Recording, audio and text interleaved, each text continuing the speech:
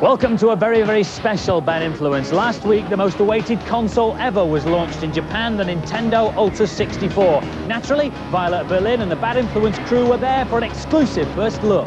Yes, it's finally here, and I'll be reporting on the console, its unique controller, and the game. We'll be looking at pets who can keep in cyberspace with my newest pal Harvey here, and our main review is Vectorman on the Mega Drive. Yep, they're cute. But the trouble with pets is they're so messy. They get hairs on the sofa and leave other things on the carpet. What you really need is an interesting pet that keeps you busy without ruining the furniture. And here's the answer, Cyber Pets. I've converted this monitor into an aquarium using some software called Aquazone, which in fact is almost too realistic. It's supposed to take 2 days to put the water in, let it settle down, but I've cheated that ever so slightly. I've got my water in already using some special conditioner. I've put my gravel in as well, so now we can start to build the aquarium. Let's start with a new backdrop. How about Milky Way? Yep, that's nice. Now, every good aquarium has a galleon or a little tea chest or something in it, doesn't it? So let's find something to put in the aquarium. How about a statue? There's the thinker, but I'm not absolutely happy as to his position in the aquarium, so I can move him around. Using this overhead view of the tank, I can pick up my statue and just move him to the back there. Now we need some vegetation. We'll have 3 jimmies. So there's my beautiful aquarium. Oh, fish!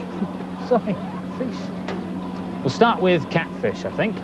Serge here, who is 220 days old and a fella.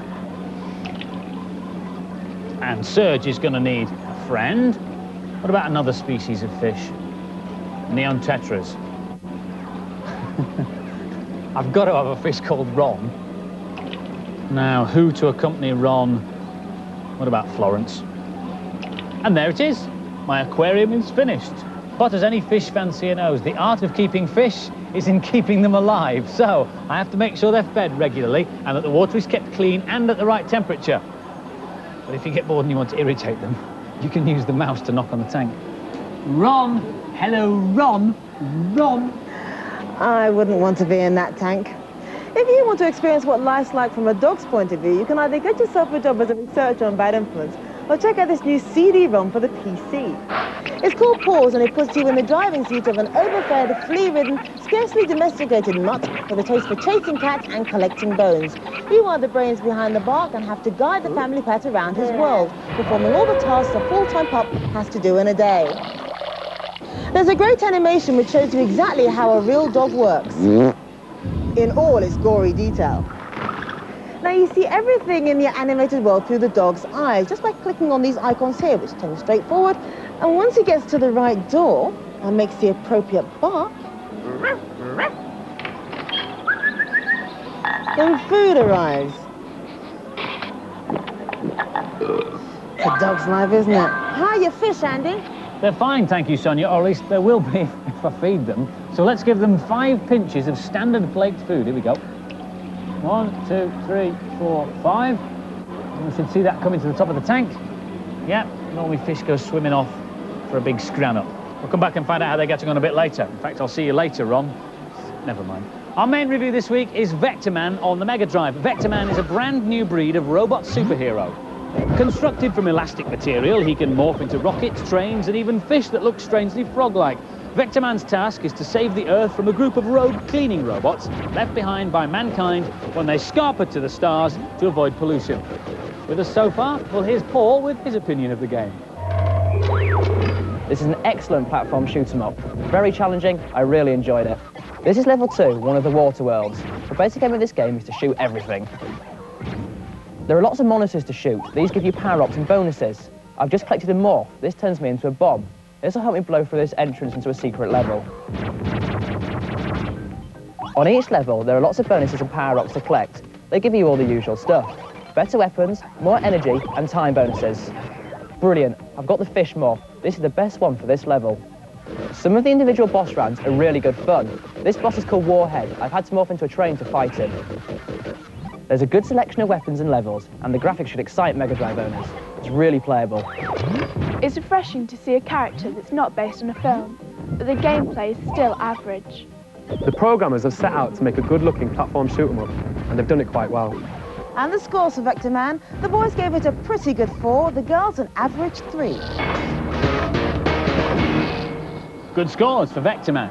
Now, a history lesson. 3 years ago, when Bad Influence first started and Violet Berlin's hair looked like this, these were the consoles available to the happy gamer. The two 8-bit machines were the NES and the Master System. They ran rather flat, two-dimensional games like Super Mario Bros. On the NES and New Zealand Story on the Master System.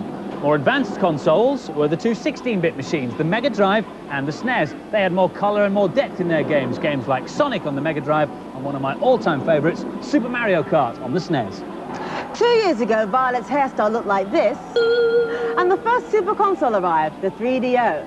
Unlike earlier machines, it was designed to sit in the living room rather than the bedroom, and it could play music CDs and photo CDs as well as play games. And last year, the hairstyle looked like this, and the 3DO was joined by the Jaguar from pioneering games company Atari. These next-generation machines are much faster than the 16-bit consoles and are capable of producing great graphics like those found in Total Eclipse on the 3DO and Iron Soldier on the Jaguar.